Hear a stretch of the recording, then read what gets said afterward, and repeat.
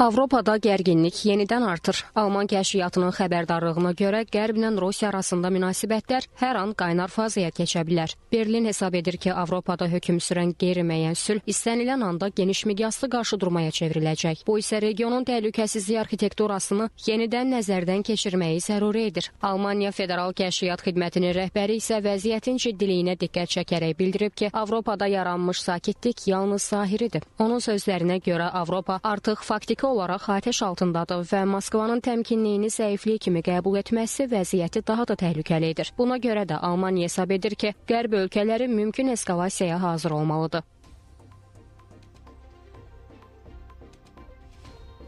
Avropada qeyri-müəyyən sülh hökm sürür və bu hər an kəskin qarşıdurmaya çevrilə bilər. Biz daha da gərginləşməyə hazır olmalıyıq. Avropa artıq atəş altındadır. Moskva isə təmkinliyi zəiflik kimi qəbul edir. Ona görə də riskləri artırmaq lazımdır.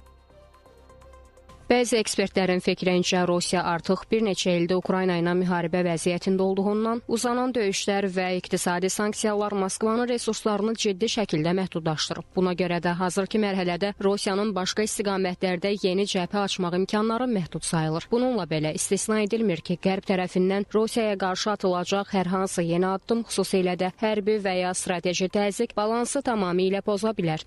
Əgər qoyulan tapşırıqlar, daha doğrusu şərtlər qəbul edilməzdirsə hər iki tərəfdə, mən düşünürəm ki, bu daha da qızğın, yeni, dağıdıcı faktorlarla belə müşahidə olunan bir münaqişə kimi davam edəcəkdir.